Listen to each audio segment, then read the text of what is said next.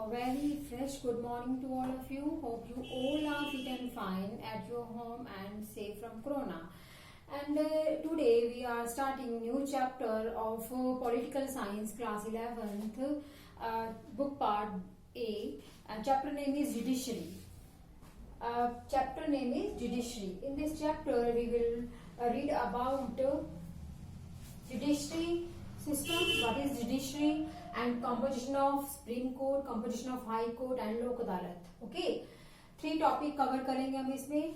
Firstly we discuss about what is judiciary. Judiciary बेटा आपको मैंने बताया था कि जो गवर्नमेंट है, गवर्नमेंट के 3 ऑर्गन है. हमारी इंडियन गवर्नमेंट के 3 ऑर्गन है: executive, legislature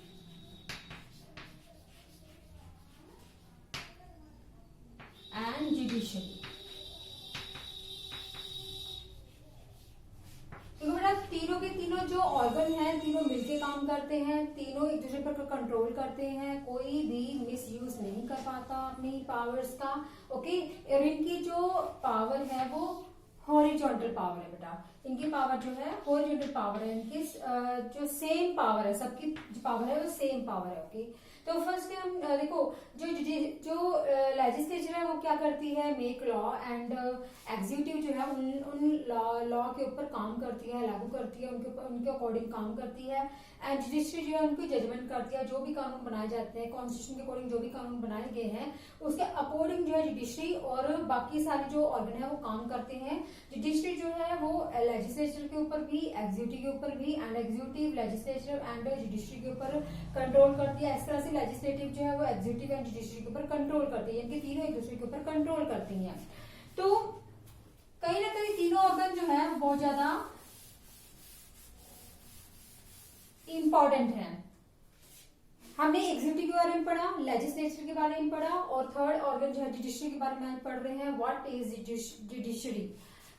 Judiciary is an important organ of the government. Judiciary is an important organ of the government to punish those who violate the laws passed by legislature. यानी कि judiciary उनको सजा देती है, उनको punish करती है जो लेजिस्लेचर के द्वारा बनाए गए कानून की पालना नहीं करते और वायलेंट हो जाते हैं, हिंसात्मक होते हैं बेटा. ठीक है, तो जुडिशरी जो है उनको पनिश करती है बेटा, जजमेंट करती है, पनिश करती है, उनको सजा देती है बेटा जो संविधान के अकॉर्डिंग कानून का पालना नहीं करते हैं बेटा, तो उनको वो पनिश करती है. और व्हाट इज द, देखो बेटा जुडिशरी जो है पूरे, अगर पूरे वर्ल्ड की बात करें, इंडियन जुडिशरी जो है वो भी पावरफुल है कहीं ना कहीं बेटा. और हमारे इंडिया में दिल्ली में जो है सुप्रीम कोर्ट है, और सुप्रीम कोर्ट के नीचे जो हाई कोर्ट होती है, हाई कोर्ट के नीचे दूसरी एडवाइजरी जो अदालतें होती हैं, लोक अदालतें होगी, दूसरी सिविल जज हो गया, अलग अलग जो है वो स्टेजेस जो है जिनके ऊपर जो जुडिशरी काम करती है बेटा. ठीक है, तो ये जो है जुडिशरी जो है, जो सुप्रीम कोर्ट है वो सबसे बड़ी अदालत है जो हर एक तरह के कॉन्फ्लिक्ट्स को दूर, चाहे वो पॉलिटिकल पार्टीज में हो कॉन्फ्लिक्ट, चाहे वो स्टेट टू स्टेट में हो, चाहे वो लीडर्स में हो बेटा, तो वो जो है कॉन्फ्लिक्ट जो है वो दूर करती है, रिमूव करती है. What is the composition of supreme court? Supreme court की जो कंपोजिशन है आर्टिकल 124 में दी गई है. 124 के अकॉर्डिंग के सुप्रीम कोर्ट में कितने जज होंगे? एक तो चीफ जज होगा, मुख्य जज होगा, 34 और जज होंगे. ये अलग अलग टाइम पे अलग अलग जो है जजेस की जूरी मेंबर जो है वो चेंज होते रहते हैं, कभी 33, 31. ठीक है, तो 34 जो है जजेस होंगे. 124 के अकॉर्डिंग इसकी जो कंपोजिशन की गई है सुप्रीम कोर्ट की.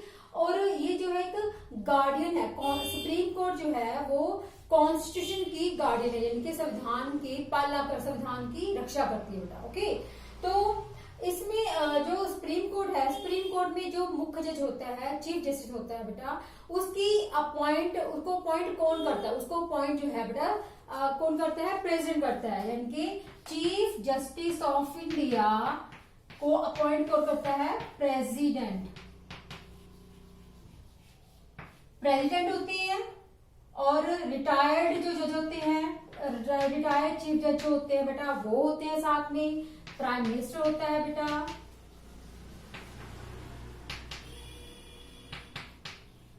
ठीक है, तो मंत्री होते हैं. तो ये जो है चीफ ऑफ इंडिया की जो है प्रेसिडेंट अपॉइंट करता है। इसके साथ जो है रिटायर्ड चीफ जस्टिस होते हैं जो सीनियर मोस्ट जज होते हैं बेटा, और प्राइम मिनिस्टर होता है बेटा जो जज की अपॉइंट करता है बेटा। ओके,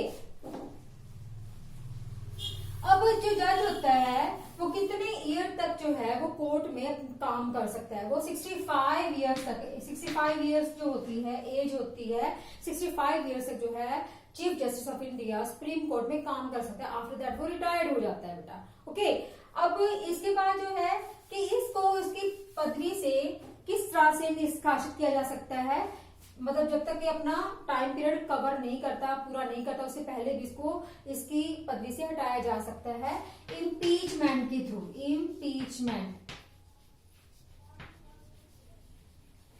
इम्पीचमेंट मतलब महाभियोग का मता पास करके। जब लोकसभा और राज्यसभा के मेंबर जो हैं बेटा और इम्पीचमेंट लागू कर देते हैं, यानी कि जब ये जो जज है अकॉर्डिंग टू कॉन्स्टिट्यूशन काम नहीं कर रहा है और अपने पावर का मिसयूज कर रहा है, तो उसको उसकी पदवी से निष्कासित किया जा सकता है। तो वो जो प्रक्रिया है उसको इम्पीचमेंट बोलते हैं। इम्पीचमेंट में लोकसभा और राज्यसभा के मेंबर्स का 2/3 मेजोरिटी होनी चाहिए और प्रेसिडेंट जो है वो उसको रिमूव करता है।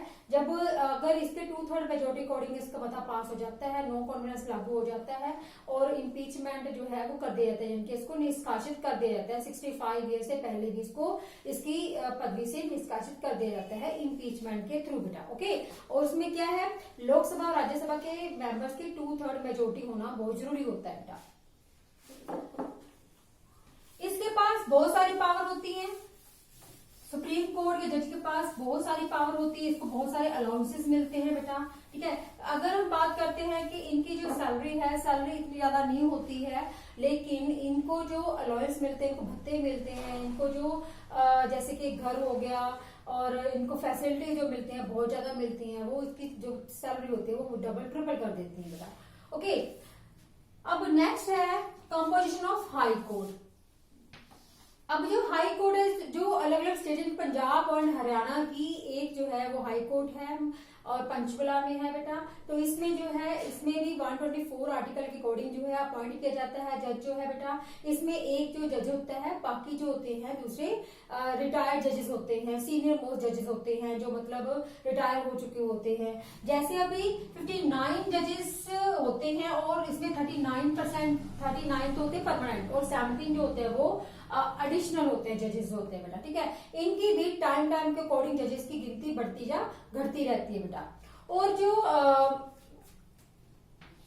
इसमें जो है जो जज होता है इसकी जो उम्र होती है 62 होती है। 62 ईयर्स के बाद ये रिटायर्ड हो जाता है बेटा। और इसको अपॉइंट कौन करता है? इसको अपॉइंट करता है एक तो बेटा जो प्रेसिडेंट होता है, गवर्नर होता है, और इसके साथ साथ जो है सुप्रीम कोर्ट के जो सीनियर जजेस होते हैं वो होते हैं, गवर्नर होते हैं, मेंबर्स होते हैं, मतलब मंत्री होते हैं जो इसके अपॉइंटमेंट करते हैं बेटा। इनकी भी रिमूवल जो होती है वो भी एज इट इम्पीचमेंट के थ्रू होती है। इम्पीचमेंट के थ्रू महाभियोग का मता पास करके इसको इसकी पदवी से हटाया जा सकता है। ये जो हाई कोर्ट है वो पंजाब एंड हरियाणा की कॉमन जो है कोर्ट है, जिसमें पंजाब एंड हरियाणा के जो है अलग अलग तरह के मुकदमे जो है इसमें फाइल किए जा सकते हैं और जो है जज जो इसको जब मुकदमों को सुनता है बेटा उनके ऊपर कार्रवाई करता है बेटा। ठीक है, अगर लेकिन कई बार ऐसा होता है कि हाई कोर्ट का में जो मुकदमा दायर किया जाता है किसी पर्सन के द्वारा, वो जो है वो सुप्रीम कोर्ट में भी आप लोग जो है अपना केस फाइल कर सकते हो। अगर आपको उसमें ज्यादा मतलब न्याय नहीं मिला है तो आप सुप्रीम कोर्ट में जाकर अपना केस फाइल कर सकते हो बेटा। लेकिन कई बार ऐसा होता है कि म्यूचुअल ऐसे मुकदमे होते हैं जिसके ऊपर जो है स्टेट में आते हैं, लेकिन स्टेट का मुद्दा न होकर वो सेंट्रल लेवल का मुद्दा हो जाता है, जैसे कि वोटर का मुद्दा हो गया, इश्यू हो गया, या फिर एनवायरमेंट से रिलेटेड हो गया, या फिर मतलब जो है कोई टेरिटरी से रिलेटेड हो गया, 2 से 3 स्टेट में आपस में कॉन्फ्लिक्ट हो गया, तो वो जो मुद्दे होते हैं वो सारे के सारे सुप्रीम कोर्ट में जो है वो हैंडल किए जाते हैं, उनको सोल्व किया जाता है बेटा। ओके, अब नेक्स्ट है लोक अदालतें। अब देखो सुप्रीम कोर्ट जो है सबसे बड़ी पावरफुल हमारी कोर्ट है और उसके बाद नीचे है हाई कोर्ट है। उसके बाद मैं आपको बताती हूँ लोक अदालतें क्यों बनाई गई। लोक अदालतें है लोगों की अदालत है, लोगों को न्याय मिलता है, बहुत जल्दी न्याय मिलता है। लोक अदालतें क्यों बनाई गई थी, क्योंकि इसलिए बनाई गई थी क्योंकि जो हाई कोर्ट में जो केस है वो ज्यादा पेंडिंग पड़े हैं, सुप्रीम कोर्ट में बहुत सारे केसेस पेंडिंग पड़े रहते हैं, सालों साल, मतलब बहुत सारे साल बीत जाते हैं। वो जो केस होता है एज इट पड़ा रहता है, उसके ऊपर कुछ भी मतलब वो फाइलें जो है मिट्टी में पड़ी दब जाती हैं, ऊपर से नए केस आते रहते हैं, लेकिन वो केस जो है वो सॉल्व नहीं हो पाते हैं क्योंकि केस बहुत ज्यादा होते हैं। तो इसलिए लोक अदालतों का निर्माण किया गया। लोक अदालतों में जो है ये खुले में ही जो लोक अदालत लगाई जाती है, जिसमें क्या होता है कि इसमें जो केसेस होते हैं बहुत जल्दी जो है सॉल्व किए जाते हैं और ज्यादातर जो है लोग इनको मान्यता देते हैं क्योंकि जल्दी सॉल्व हो जाते हैं। लोग इस चक्कर में नहीं पड़ सकते, सालों साल नहीं लग सकते, अपना टाइम वेस्ट नहीं कर सकते हैं। तो लोक अदालत जो है वो हाई कोर्ट और सुप्रीम कोर्ट की हेल्पर है, एक हेल्पर के रूप में इसको बनाया गया है क्योंकि इनके पास बहुत ज्यादा प्रेशर था, तो प्रेशर को कम करने के लिए लोक अदालतें बनाई गई। और लोक अदालतों में अगर हम बात करते हैं बेनिफिट ऐसा रहा कि एक दिन में इन्होंने 150 के करीब केस जो है वो सॉल्व किया, जो कि ना तो सुप्रीम कोर्ट ने किया ना ही अभी हाई कोर्ट ने किया। तो लोक अदालत ने 150 के करीब एक दिन में जो है वो सॉल्व किया है केसेस बेटा, ठीक है। तो मैंने अभी आपको बताया व्हाट इज जुडिशरी, जुडिशरी क्या काम करती है, and composition of supreme court and composition of high court, लोक अदालत के बारे में बताया। तो ये सारे जो है बेटा इस चैप्टर में हम लोग डिटेल में पढ़ेंगे। और सुप्रीम कोर्ट के पास कौन कौन सी पावर होती है, एडवाइजरी पावर्स होती है, जुडिशरी पावर्स होती है बेटा, ठीक है। इसी तरह से हाई कोर्ट के पास कौन सी पावर होती है और लोक अदालत के पास कौन सी पावर होती है, इसका क्या बेनिफिट है, क्या इंपॉर्टेंस है, इसके बारे में हम नेक्स्ट वीडियो में पढ़ेंगे, ठीक है। तो जो जुडिशरी है आपको मैंने बताया कि जुडिशरी जो है बेटा वो हमेशा जो है वो न्याय करती है, चाहे बहुत सारे ऐसे जुडिशरी जो है हमेशा इंडिपेंडेंट होनी चाहिए, एग्जीक्यूटिव एंड लेजिस्लेचर की उसके ऊपर कोई प्रेशराइज नहीं होना चाहिए, तभी जाके जुडिशरी काम करेगी। बहुत सारे ऐसे केसेस देखे हैं, जैसे कि अगर हम बात करते हैं इमरजेंसी के दौरान 1975 में इमरजेंसी क्यों लागू की गई थी, कांग्रेस की सरकार थी, तो उस समय कहीं ना कहीं जो जुडिशरी के ऊपर जो है वो एक तरह से लगाम कसी गई थी, जुडिशरी को भी अपने अंडर कर दिया गया था, प्रेशराइज कर दिया गया था एग्जीक्यूटिव ने, प्रधानमंत्री और उनके मंत्रिपरिषद ने। जहां भी कोई भी रूलिंग पार्टी आती है कहीं ना कहीं जो है वो जुडिशरी को इंडिपेंडेंट वो काम नहीं कर पाती है, कहीं ना कहीं वो फोर्सफुली अपने मंत्री के द्वारा या फिर अपने जो है सरकार के द्वारा उसके ऊपर बंदिश लगाई जाती है, जो ऐसा नहीं होना चाहिए। हमेशा जो है जुडिशरी जो है वो फ्री होनी चाहिए और इंडिपेंडेंट होनी चाहिए, ना तो उसके ऊपर एग्जीक्यूटिव का कंट्रोल होना चाहिए, ना उसके ऊपर लेजिस्लेटिव का कंट्रोल होना चाहिए। जितना ज्यादा वो इंडिपेंडेंट होगी, अपने जो फैसले होंगे, जो लोगों के लिए जो भी फैसले डिसीजन लेगी वो बहुत ज्यादा पुख्ता लेगी, बहुत ज्यादा स्ट्रिक्ट लेगी। तो जुडिशरी जो है हमारे लिए, हमारे जीवन में बहुत ज्यादा इंपॉर्टेंट रोल प्ले करती है बेटा, चाहे वो सरकार हो, चाहे वो एक ह्यूमन बीइंग हो, चाहे वो मतलब जो है एक किसान है, चाहे वो एक आम आदमी है, ठीक है, चाहे वो किसी भी कास्ट के पर्सन क्यों नहीं है, उसके लिए एक इंपॉर्टेंट रोल प्ले करती है जुडिशरी। तो जुडिशरी के बारे में नेक्स्ट वीडियो में पढ़ेंगे, नेक्स्ट टॉपिक बेटा। Till then bye and have a nice day.